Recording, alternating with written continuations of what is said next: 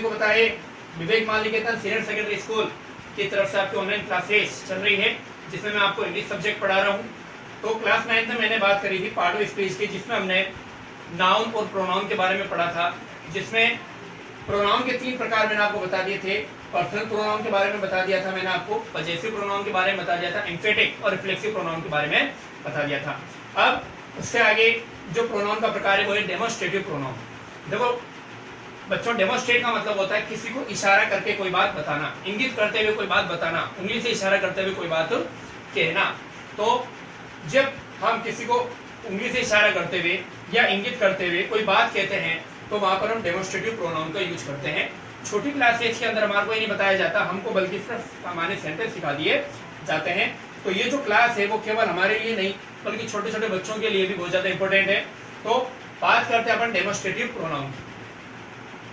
देखो बच्चों, किसी भी व्यक्ति या वस्तु की ओर इंगित करने के लिए, जैसा कि मैंने कहा, इशारा करने के लिए और डेमोन्स्ट्रेटिव प्रोनाउन का यूज किया जाता है।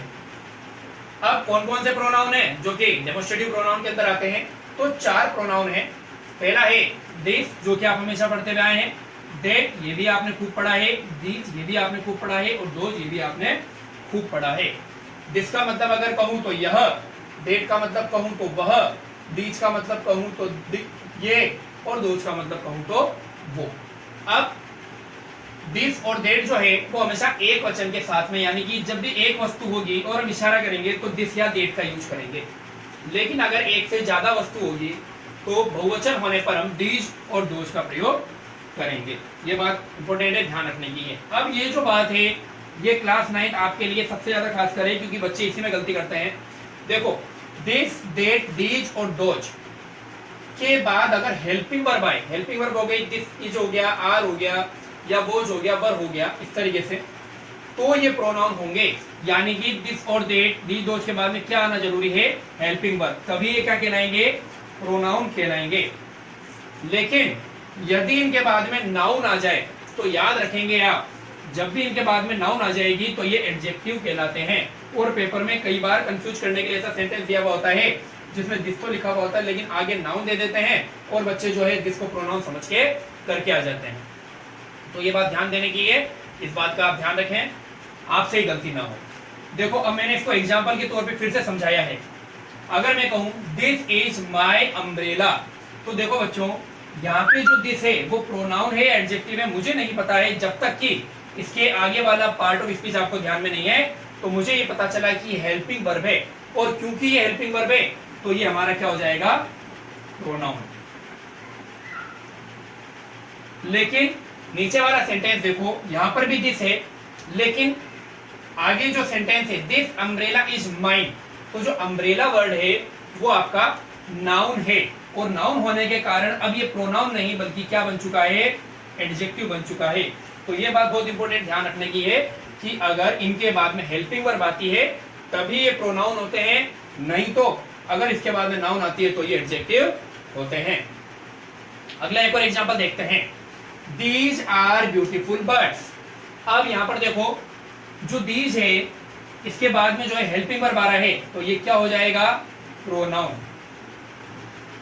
लेकिन नीचे वाला सेंटेंस है दीज बर्ड्स आर ब्यूटीफुल, तो यहां पर जो दीज है उसके बाद में नाउन आने के कारण इसको हम क्या कहेंगे?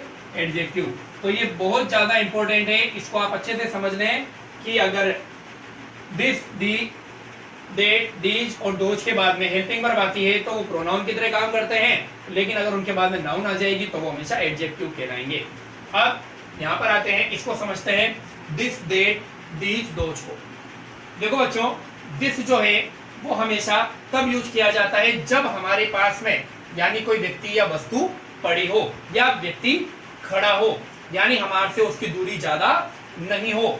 जैसा कि मैंने उंगली से इशारा करते हुए बुक की ओर ये बताया है कि जो बुक है वो हमारे पास ही है, इसलिए मैं इसको क्या कहूंगा? दिस इज ए बुक, यह एक किताब है, क्योंकि ये हमारे एकदम क्या है? पास में ही है। तो जिसका प्रयोग कब किया जाएगा? जब व्यक्ति या वस्तु हमारे पास हो।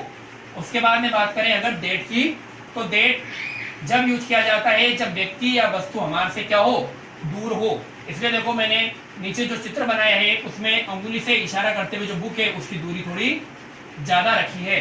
तो ये आपको भी ध्यान रखना है कि जब एक वस्तु हमारे से ज्यादा दूर है या व्यक्ति हमारे से कोई दूर है तो अपन किसका यूज करते हैं, दैट का। वह एक किताब है, दैट इज ए बुक। अगला देखो दीज। दीज जो है जब वस्तु एक से ज्यादा हो या व्यक्ति एक से ज्यादा हो और कहां हो, पास में हो, तब हम लगाते हैं दीज। जैसा कि यहाँ पर हमने देखा 3 किताबें जो है हमारे पास में ही रखी हुई है, तो मैंने उसको बताया ये किताबें हैं, दीज आर बुक्स। अगला देखो 4th नंबर है दोज। जब एक से ज्यादा व्यक्ति या वस्तु हमारे से क्या हो, दूर हो, तो हम क्या करेंगे, वहां पे दोज वर्ड्स को यूज करेंगे। तो दोज लगाएंगे हम, जैसा कि मैंने यहाँ से इशारा करते हुए जो हमारी बुक्स है वो हमसे थोड़ी जो है दूरी पर है, तो दूरी पर है तो मैं दीज नहीं लगाऊंगा बल्कि क्या लगाऊंगा, दोज लगाऊंगा। और मैंने लिखा दोज आर बुक्स, यानी वो किताबें है। तो ये बात आपको भी ध्यान में रखनी है। और एक और बात ध्यान रखने की है, दिस और दैट के साथ में तो इज लगता है, लेकिन दीज और दोज के साथ में आर का प्रयोग होता है, क्योंकि ये बहुवचन है जबकि दिस और दैट एक वचन है। ये मैं आपको पहले भी बता चुका हूं। अब देखो बच्चों, ये है जो मैंने है होमवर्क आपको दिया है, तो आप इसको नोट कर लें। पार्ट ऑफ स्पीच का नाम बताना है, जो अंडरलाइन वर्ड्स है उनकी तरफ पार्ट ऑफ स्पीच का आपको क्या करना है, नाम बताना है। जैसे this is a beautiful house. अब यहाँ पर जो है दिस का नाम बताना है और हाउस का नाम बताना है कि कौन सी पार्ट ऑफ स्पीच है। दूसरा है he works in ICICI bank. आपको ही बताना है क्या है और ICICI क्या है। उसके बाद बताना है गुजरात जे स्टेट ऑफ इंडिया। गुजरात बताना है क्या है, स्टेट बताना है क्या है और इंडिया बताना है क्या है। उसके बाद में इट इज मंडे, इट बताना है क्या है और मंडे बताना है क्या है। These notes are mine, these का प्रयोग बताना है, दीज यहाँ पर क्या है और माइन बताना है कि माइन यहाँ पर क्या है। तो ये पांचों जो है आप करें और इससे आपको और ज्यादा क्लियर हो जाएगा कि एडजेक्टिव कब होता है, प्रोनाउन कब होता है और नाउन कौन कौन से होते हैं। अब 1 सेकंड के लिए मैं आपके लिए और जा रहा हूँ, इसमें आप स्क्रीनशॉट ले रहे हैं, पूरा जो है बोर्ड के ऊपर फोकस किया जाएगा, तो आप स्क्रीनशॉट ले सकते हैं।